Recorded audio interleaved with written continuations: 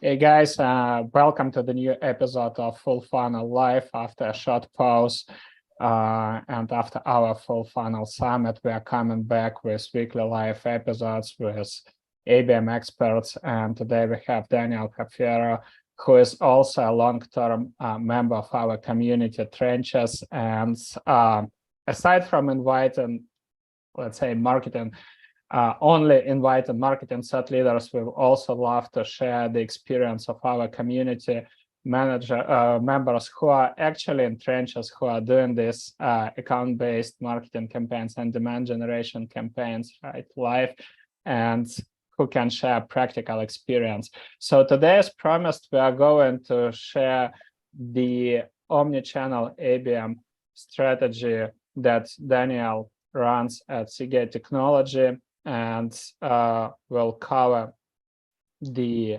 budgeting part, the stack, the campaigns, and also the scoring methodology that they use.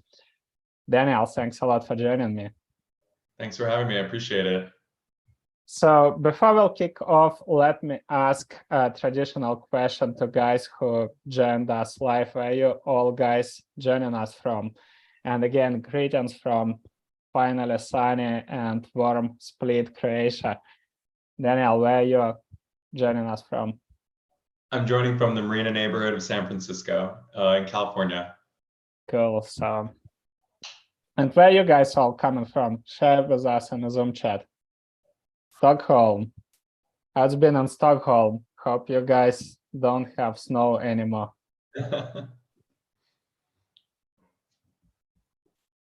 Bulgaria, cool. Colombia, good to see you, Valentina. Not anymore, but you never know. Yeah, the weather in Stockholm is very tricky. Cool. I'm actually trying to plan a trip to Colombia myself right now, so I'm excited about it. Well, you have a contact now, so you can ask about the place to visit. And just quick note for you guys, whenever you have a question, feel free to type this question in the Zoom chat, or you are very welcome to join the discussion. So feel free to raise your hand and I will call you so you can unmute yourself and ask any questions live. That being said, I believe we need, first of all, to start with a description of your company, your product, and ICP, right, before diving into ABM strategy that you're running. Sure. Yeah, so Seagate has been in the data storage game for over 40 years now. We have a very rich heritage and a very great story all around data storage and hard drives.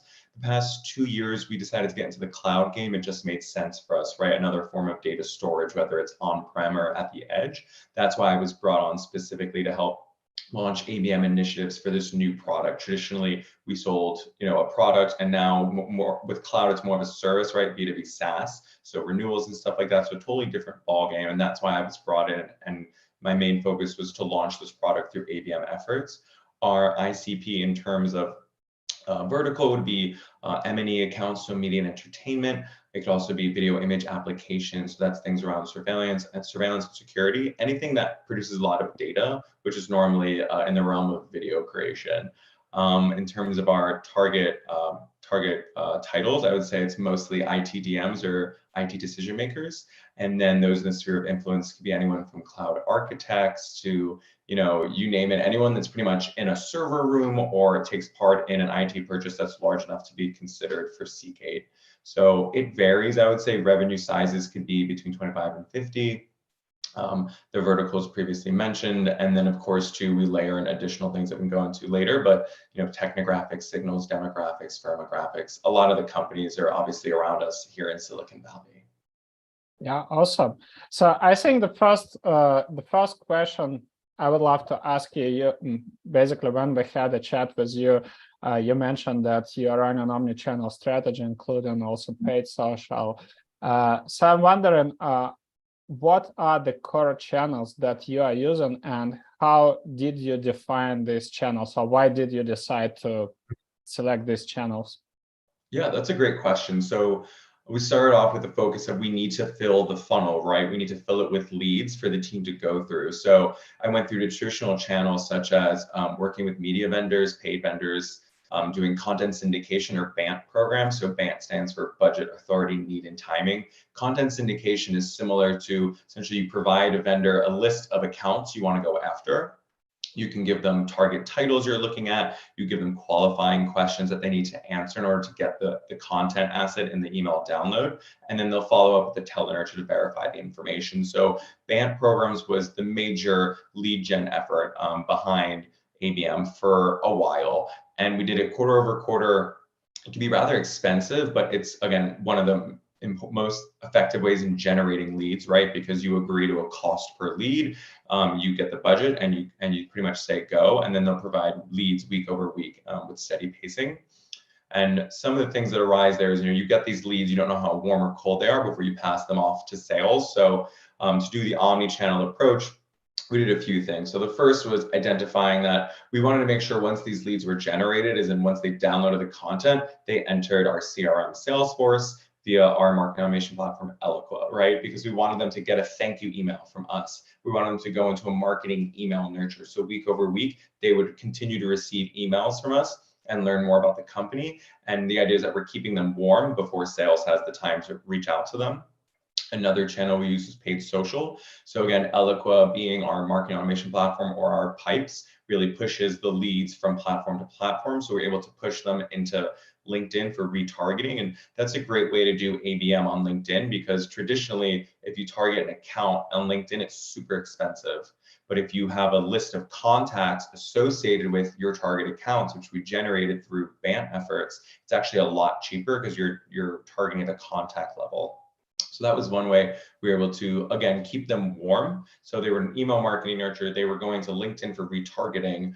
And then also too, I use Demandbase as my ABM platform. So we were able to push them into Demandbase and utilize a feature for campaigns called known contact prioritization. So if the contact's in your CRM, they're prioritized in your campaign. So they're going to continue to receive different display banners depending on where they sit in our ABM funnel and the various campaigns that follow. So we can go into a bit more of that down the line. But did that answer your question regarding omnichannel? Yeah, absolutely. Thank you. So you also touched slightly the tactics that you are running. I'm wondering, let's first of all, probably let's define, let's describe your ABM strategy, right? So what exactly you are doing, because you mentioned the key goals. Obviously, one of the key goals is driving the pipeline, right? So I'm curious if you can dive deeply and describe the tiers, right? What tiers do you have? You also mentioned some tactics, and you said so sales. Let's say we have marketing automation to nurture these accounts and to warm up before sales would be reaching out.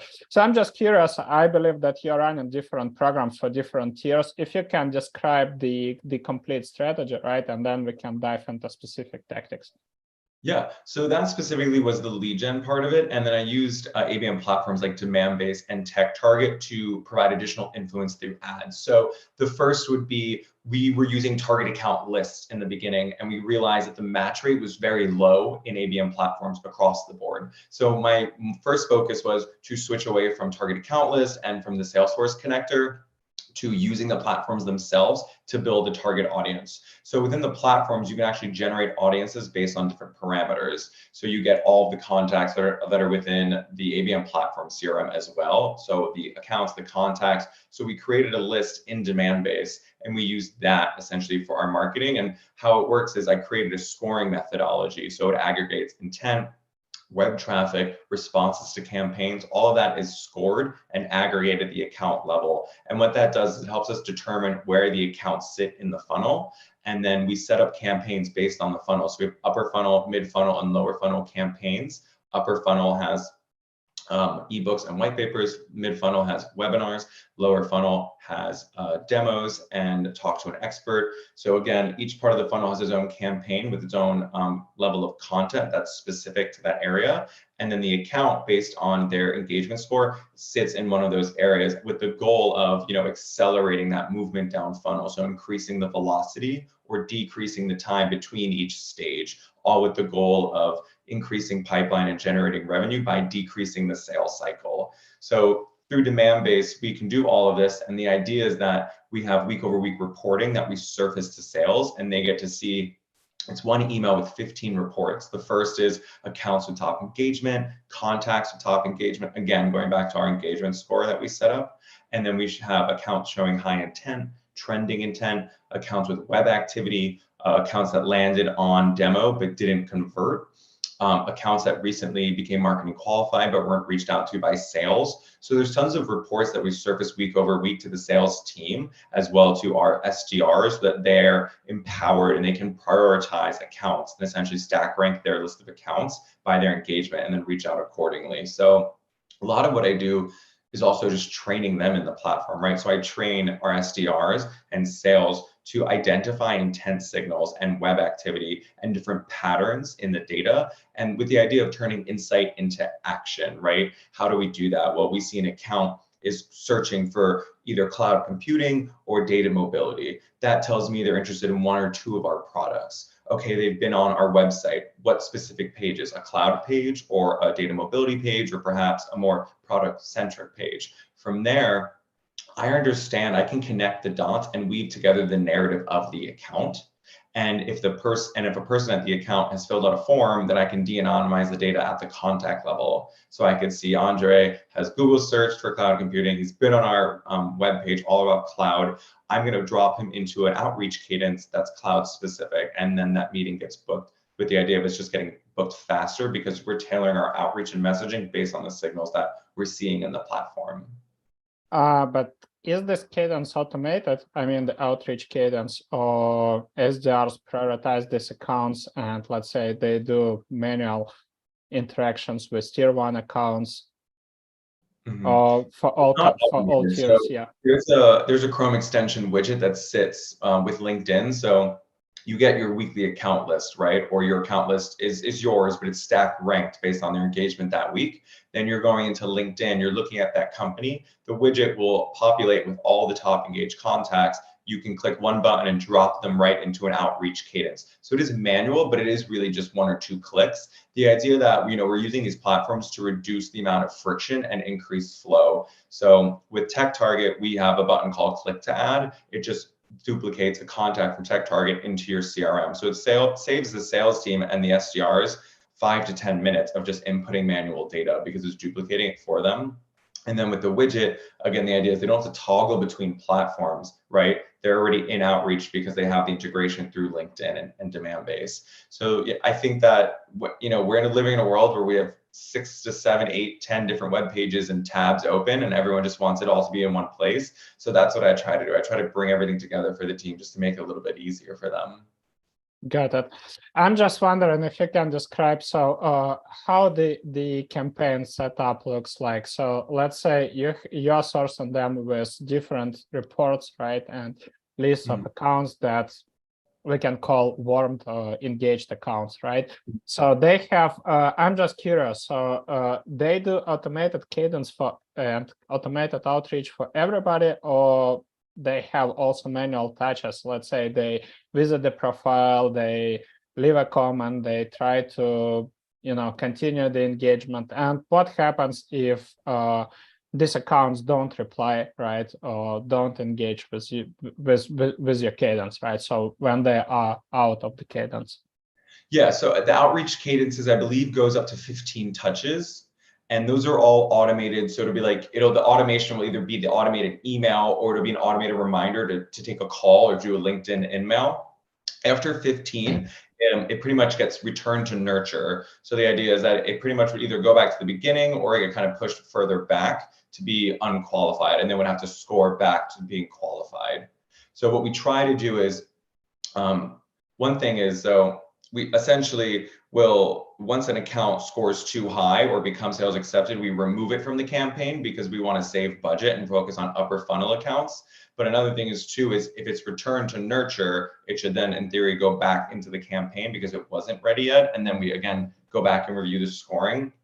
Another thing I neglected to mention, but I want to talk on is that we really worked hard to put Techtarget and Demandbase together because they're actually kind of competitors in the space. I would say, like, they don't normally work together, but since we're a large enterprise, we're able to get them to work together. And so we exported our target account list from Demandbase and plugged it into Techtarget. And then week over week, Techtarget produces contacts from those accounts that are showing intent across the Techtarget domain. So that's like 160 publications. Then we push those via Eloqua back into Demandbase for known contact prioritization. So we have leads and we have contacts which are showing intent, but they're all getting pushed into the campaign and prioritized with our ads, with the idea that we're really using Techtarget to, make Demandbase stronger. We also push intent signals from Techtarget into Demandbase. So we've pushed about 16,000 to date, which just enhances our scoring model overall. And can you describe, please, your scoring model? I think that's really interesting. And if you can dive deeply, so how do you assign the scores, right? And what is the threshold for sales accepted lead, or basically how the leads handoff process looks like? That would be super interesting. Yeah, so the score is a mix. So we start with Salesforce activities. So that could be responses to paid campaigns, social campaigns. It could be responses to an email, responses to a call. We're essentially just scoring every response to every activity that could happen in Salesforce. So those scores vary. So if you've attended an event, that's a 15 versus, if you join a webinar, maybe that's 5 to 10. And then for intent, it's much smaller because, again, intent isn't on site. And it's not really engagement, it's more so a Google search or a research topic. And so intent is weighted a little bit differently. We usually weight intent between 0.1 to 0.3, just because it's very early stage. And with intent, you want to clarify if it's early stage research for unbranded terms like cloud computing, cloud storage, or if it's late stage vendor evaluation intent, which shows that they're further down funnel, right? So that would be competitive intent or product specific intent or searching around Seagate. So 2 types of intent, 2 different scores there. And again, that all aggregates at the account level, but you can see it at the contact level within that widget I mentioned. You can also see it in Techtarget. So I could see, Andre, specifically, if you're on a certain web page or if you're searching for certain terms, I get more of an understanding of what your goal is. And I can say, if you have a high intent, that's probably showing that if you're a company of 10, maybe 8 or 9 of you are all searching for the same thing, which gives me the realization that there's an internal project that's going to kick off soon, right? So that way I can kind of get ahead of it. And that's the whole point of ABM. We're trying to get ahead of our customers and try to make sure that they're getting the right message at the right time. So for example, one thing we do is we look at contract metadata for renewal dates. So we always try to see when our competitors' renewals are up. That way we can kind of slide in and get the message out there because we're vendor agnostic. So that's really good. We might not be your primary cloud, but we can be your secondary or tertiary cloud. The scoring also, again, it ladders up to the thresholds for our campaigns. So for you to become a marketing qualified account, you'd be in the lower funnel campaign. You'd have to have 60 plus engagement minutes. So again, if you're, it would probably be like 20 to 25, 30 to 50, and then 60 plus. And the idea is upper funnel, mid funnel, lower funnel. So depending on your score, you enter a certain level of the campaign, you get a piece of content with the idea that you're engaging with this content because it's the right message at the right time for your place in the funnel, and it's accelerating your path downwards towards conversion. Got it. And I'm just wondering, I want to also understand your sales team, depending on the type of intent, do they have different messaging, right? Let's say if I ended up on your demo page and I didn't book it, so that would be one message. And if, let's say, I don't know, if I signed up for a webinar and just checked your blog, right, that could be a completely different message. Am I correct? Definitely. So if you landed on a demo and didn't convert, you would appear in a report. So we have one report specifically that is demo lands, but no conversions. And those are like the low-hanging fruit that sales would go after primarily. And then we have reports showing high and trending intent. So again, high intent is if 90% of your company is searching for a term. Medium low is around 70 to 60. So the intent score is super important. And then we have trending intent, which is week over week, what's the most searched topic. So depending on what you're searching for, I'm going to understand what your needs are, and then I can put you into more product specific cadence. So if you're searching cloud computing, we're going to put you in a live cloud cadence. If you're searching data mobility, we'll put you in a live mobile cadence. If you're searching for systems, Exos JBot, we'll put you in a systems cadence. So it really just depends on who you are as a client potentially, because you could have a large on-prem situation, like on premises, which means you need hard drives, hardware, or you could have a lot of data being created at the edge. So that would be public cloud, right? Cloud computing, and the mobility, which is the transfer between on-prem and cloud. So it's kind of like a bundle of products, but the idea being, where do we start? What's your main focus? Are you building a data center somewhere? Are you trying to create more data at the edge? It helps us understand your use case and better positions you for the product. And during the outreach stage, how do you support sales? I'm just wondering, you mentioned display ads through Demandbase platform, right? So I'm wondering, do you personalize these banners, or it's just kind of one-to-many? The display banners are personalized by account name. Okay, so basically you create it with your designer, right? Adding the logo of account, or I'm just curious if you can share more details. Yeah, so Demandbase personalizes the ads. So you just will say like, hi, long company name, and then it'll automate it in the process. So if you were on our site, it would say, hi, full funnel, and then give you the ad. But they can go a lot further than that, just personalization of the name. You can set up campaigns by vertical. There's a lot of different ways to personalize. I'm not a crazy huge fan of personalization. It kind of freaks me out if I land on a page and it says, hi, Dan. Right. A lot of times too, I think people, if they're doing form fills, might put fake information because they don't want to be identified.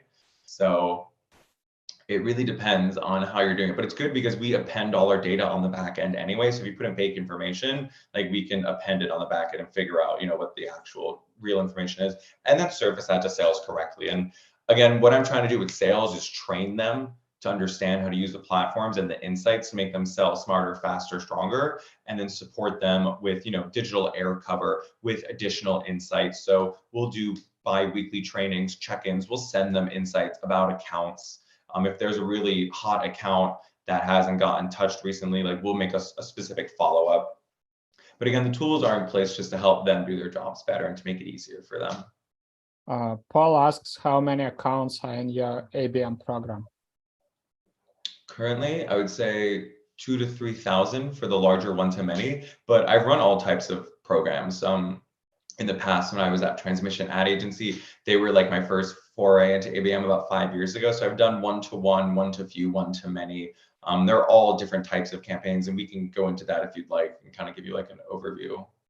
Yeah, absolutely. I'm also wondering, you mentioned the nurturing emails, right? And you have different nurturing sequence before account becomes sales accepted, and for accounts that should be nurtured after outreach cadence if they were not converted, right? If there wasn't reply or they didn't engage with their sales rep. So I'm just wondering, what do you say in these emails? How the nurturing or warm-up program looks like, if you can briefly describe it?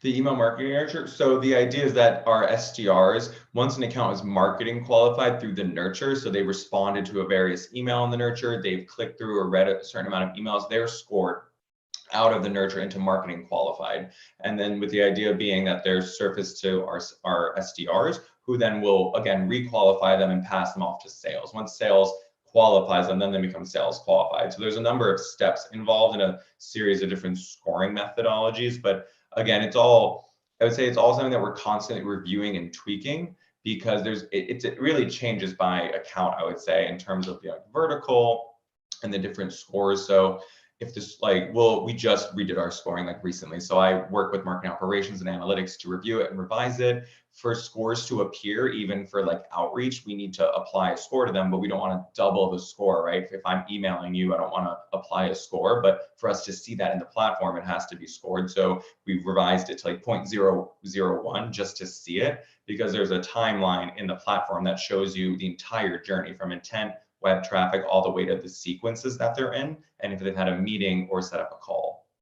So it's important just to make sure that everything's visible for the team.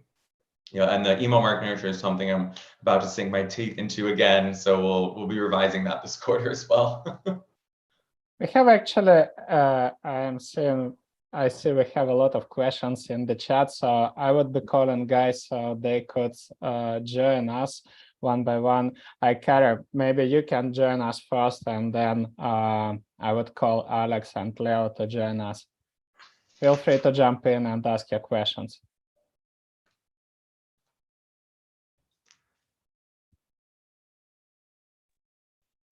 Oh, hi, thank you.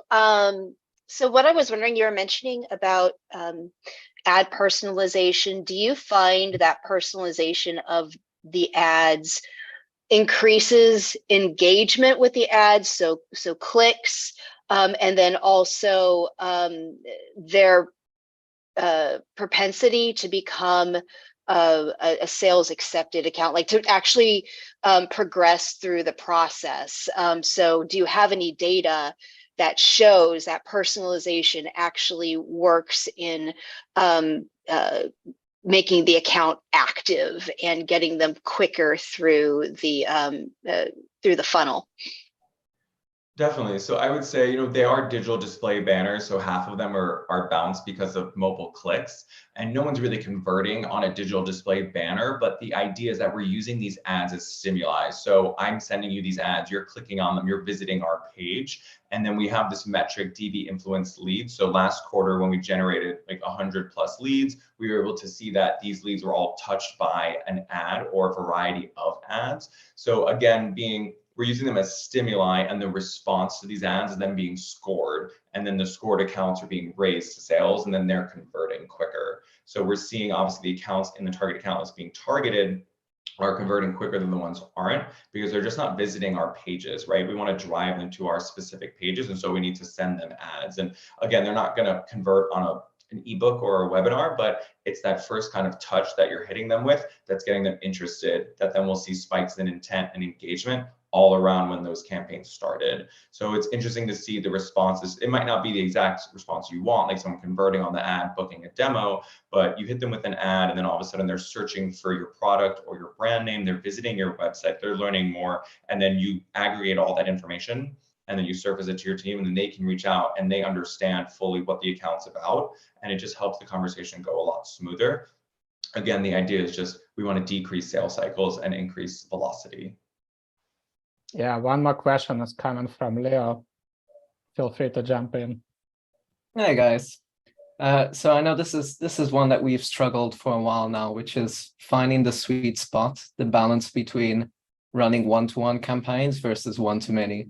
So I wanted to understand how you split that effort and that budget. That's a great question. So when I started ABM 5 years ago, it really just depended on what the client wanted, right? So we started with a one-to-one program for Citrix targeting Wells Fargo, and we did everything from personalized banner ads, personalized website, and this was before the time of follows or Demandbase. So we were doing this in-house at an agency, and what ended up booking the meeting was just research. We found out the head of IT really liked Formula One. We invited him to an event. It garnered a meeting that became, what I found out last week, was a $15 million recurring deal for them. They actually gave the sales rep a Tesla. So, one-to-one, it works, but it takes longer and it's a lot of money. And it's kind of like shooting a cannonball versus throwing a bunch of darts, right? When you have a smaller budget and you have to make a larger impact, you don't want to risk it all on a one-to-one. Then I would suggest something more so around a one-to-few, one-to-many. So one-to-few we've seen success with, usually like a 10% conversion rate when we do stuff like personalized content. So we'll do what's called a challenger report, and that would be something like a Forrester report that you personalize. So it would be like a custom cost savings report, like how much could you save, right, if you worked with us. So we would send those out. Those would book meetings around 10%. But again, if you have a smaller budget and you need to make a larger impact, I think one-to-many is the way to go. You could take something traditional like a BANT program and make it ABM centric by providing a target account list, by providing intent keywords, by providing hardware or software technographics. So you can really get you can get smarter lead generation through account-based marketing. You can really make your budget work for you. But again, I think it just depends on your budget, and everyone wants results tomorrow, and that's just not feasible, especially in a large enterprise software space. Like deals could take upwards of a year, that they could take 6 to 8 decision makers. So it really just depends on your product, your timing, and and your leadership. Because if they want results tomorrow, I wouldn't recommend like a one-to-one ABM. Yep. No, thanks. Fair point. And how are you currently budgeting ABM, Daniel? I'm just curious. So what's the split between stack, different campaigns, also the, let's say, warm-up part and activation part? For stack, I would say we probably spend a good amount on stack. For ABM, for DB and Techtarget, they're each around like 100, 150. Plus the quarterly media spend could be 250 to 500. Seamless isn't that expensive. Outreach isn't that expensive. Lead space, averagely priced. But again, we have a lot of tech, and we're lucky because we're an enterprise, right? So we have the budget to do this. I was working at a startup, and it was like, you had no money for anything. You had to pick and choose between a platform or a campaign. So it really just depends on where you want to focus and what kind of results you want instantly, I would say, and how your team's structured. But being that Seagate's a large enterprise and we kind of are a startup within the enterprise, we do have access to more budget. So we do have more tools to play with and more media budget to kind of test, iterate, and optimize with. But per account, I would say in a one-to-many, depending on where they sit in the funnel, $40 to $60 in terms of digital cover and display. So it would be, if they're upper funnel, I would say for a 3-month campaign, $40 and spend per account. And then if they're lower funnel, what was that? Monthly, right? So yeah. So monthly with the campaign being 3-month for the quarter. Yeah, so it'd be 40 to 60 depending on where they sit in the funnel. So that's usually how we budget our quarterly campaigns through Demandbase. And that's just based on their best practices. I was curious, is there any point at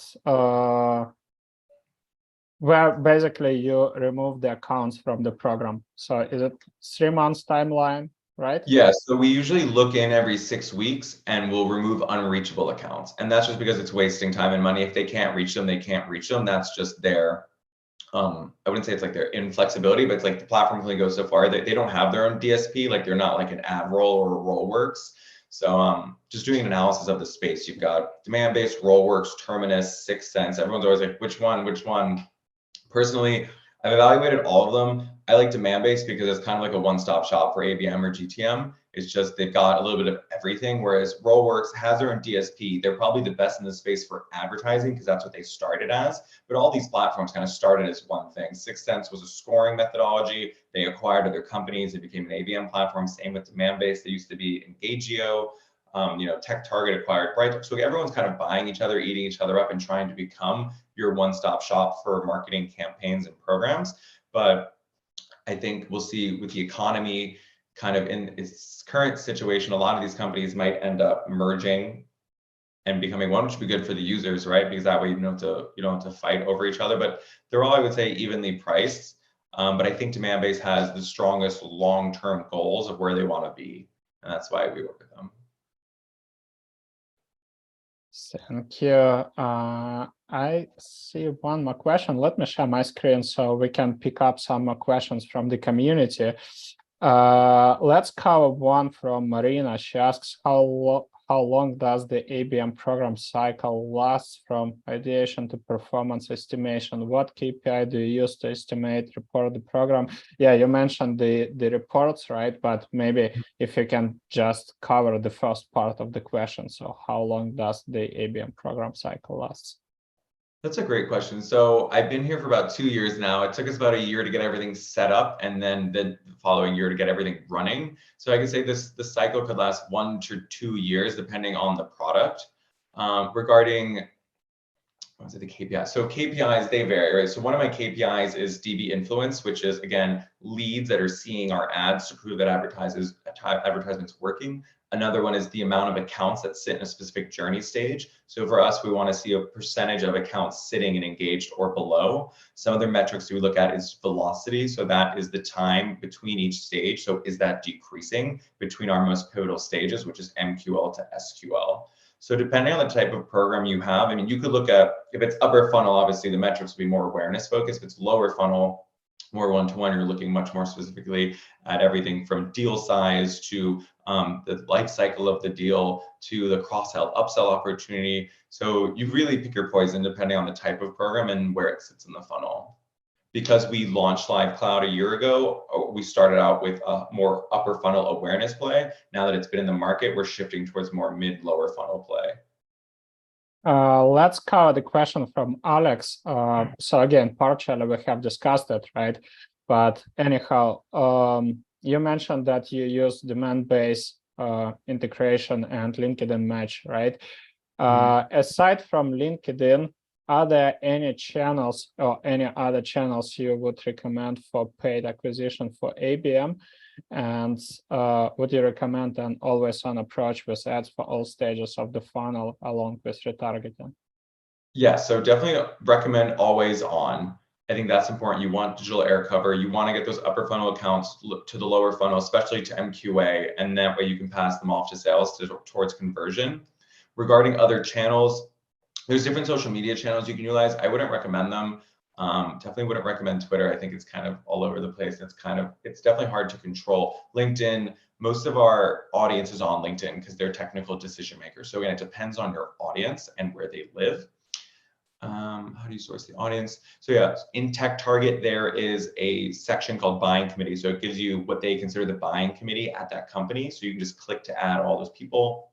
But again, we know our target titles. So the team's always going to each account on LinkedIn. They're filtering under people in LinkedIn tab. You can filter by keywords. So you can figure out who owns what at the company and then reach out to them.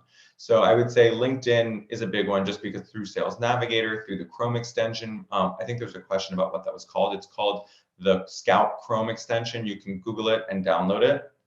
It integrates with Demandbase and Outreach. Thank you.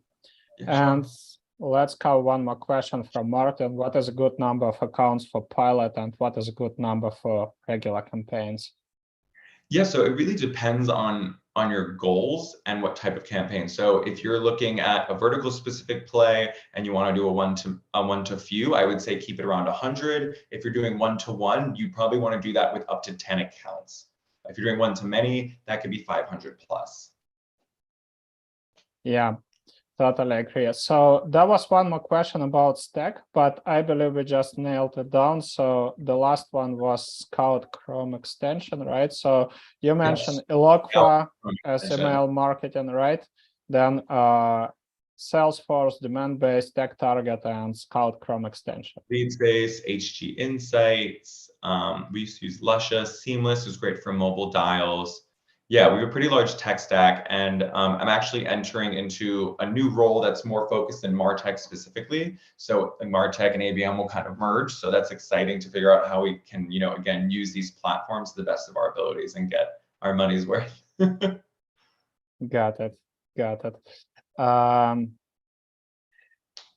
How do you come up with campaign ideas? Krasik asks. Yeah, that's a good question. I mean, being at an agency, it was nice because I got to spend other people's money and figure out what worked and what didn't work.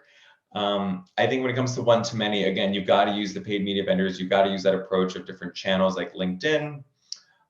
When it comes to one-to-few, one-to-one, you can get a lot more creative, right? So creating personalized content, creating personalized banners or web pages, custom invitations to events, cost savings reports, customized videos.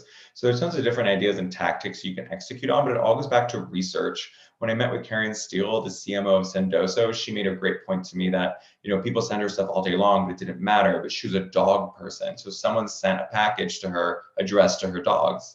And it was all this cute little dog stuff. And she's like, that was the research. They figured out who I was as a person. I'm a dog person. They sent a gift to my dogs. That made me feel special. That worker is now working with her at Sendoso. So again, I think ABM all goes back to research. You have to research your account, you have to research your target, understand what makes them tick. We found out the CIO of Wells Fargo liked Formula One racing from going on his social channels. We invited him to the event, the deal was done. It didn't obviously create revenue for a few years, but it was interesting to see that years later, it was up to 15 revenue recurring yearly. And I really want a Tesla after I heard about that. You bet. I wanted to ask you probably one of the toughest questions. How to get support and buy-in from sales. You also mentioned that you trained them, and considering that you are an enterprise company, right? You have more than one sales rep in your organization. So can you please describe all the pros, right? How did you describe ABM campaigns and playbooks to them?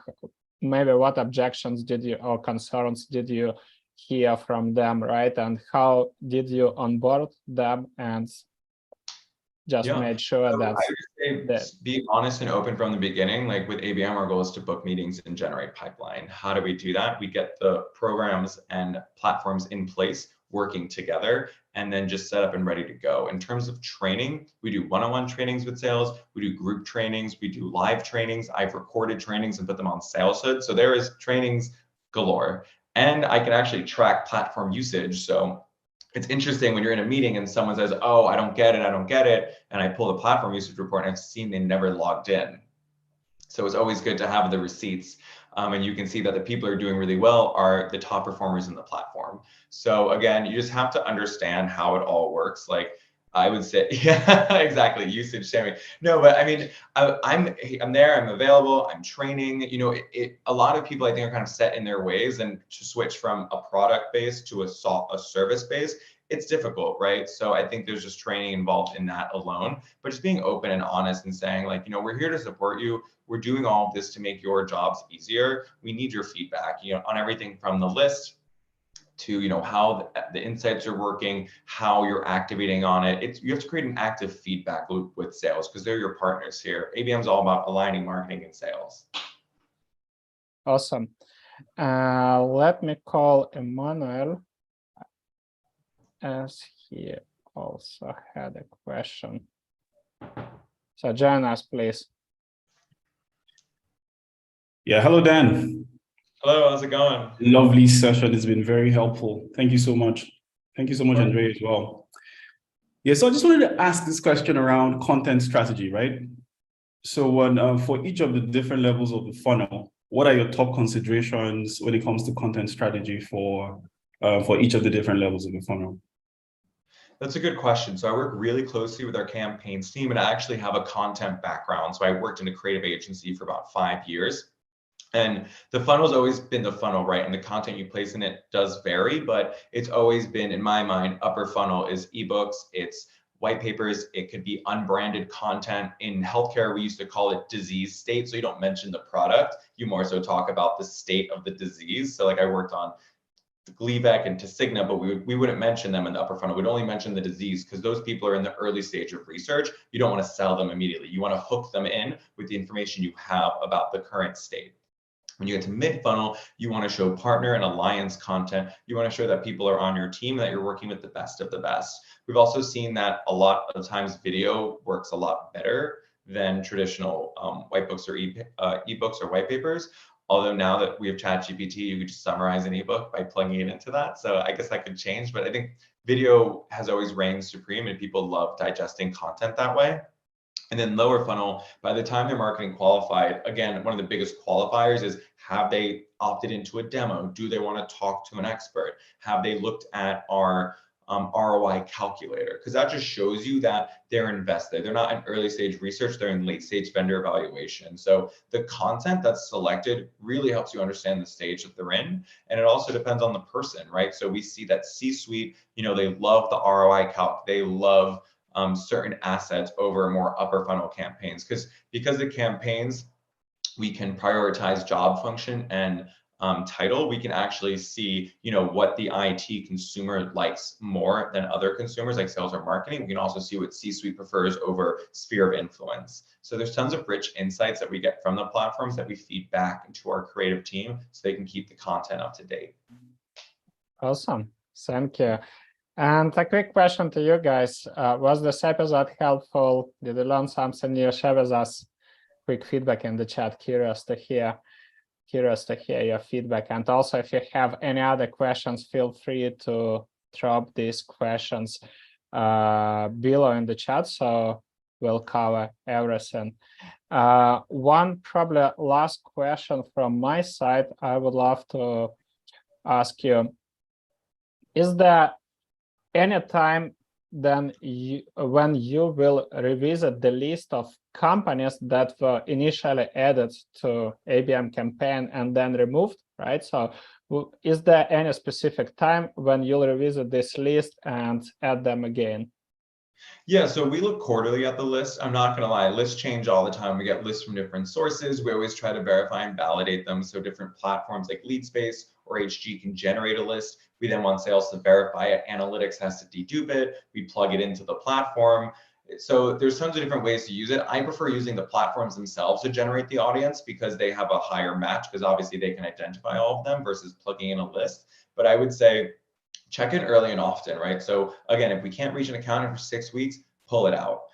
Build a lookalike list based off accounts that are converting. Utilize Pipeline Predict, which is predictive analytics, right? So we plug in previous closed won business into this analytics platform, and it'll essentially spit out accounts that are similar. So I would say revisiting account lists quarterly doesn't hurt, just to keep everything as up to date as it can be in an ever-changing organization. Awesome. Thank you so much. And I'm also looking at the feedback. So very helpful and very interesting session. Yeah, and thank you guys also for really great questions. Yeah, one last question. Yeah, absolutely. Let's cover this. So one last question from Alex. Do you see any advantages in targeting a group, Microsoft, for example, versus a specific subsidiary, like let's say Microsoft? That's a really interesting question. And that's a hard one, because when you have a larger company like Microsoft and you're trying to target them, a lot of times it can get kind of messy because you end up splitting the targeting, right? I think it depends on where your decision makers live, and that's how you set up your geo, right? So for us, our product's only available in certain areas. The companies we're targeting are in certain areas, and we know for a fact that they're on site and that their CEOs, their decision makers, are in that area. So for example, Microsoft Ireland, I don't know how many decision makers live there. I'm sure Ireland is a great place for Microsoft to maybe be headquartered because of tax reasons. I'm not sure how many people are there that are making buying decisions for my product. So I probably wouldn't target that specific area unless I really knew that that's where the decision makers lived and were seated. So again, it's just doing the research and figuring out where your decision makers are, how to target them with what message, and yeah. Awesome. Thank you. And thank you also, guys, for all the great engagement we had today. So again, appreciating our community to showing up and contributing to this podcast. So instead of one-on-one pre-recorded episodes, we always have a fun community chat. So I also dropped a link for the next week events. You can sign up next Wednesday. We'll run live event with my co-founder Vlad, ABM on LinkedIn, where we'll reveal our framework, and looking forward to see all of you. And aside from this, Daniel, thanks a lot for a brilliant conversation. It was a lot of fun and was super practical. So thanks for joining us. Awesome. Thanks for having me. Yeah, take care, guys, and see you in 1 week. Cheers.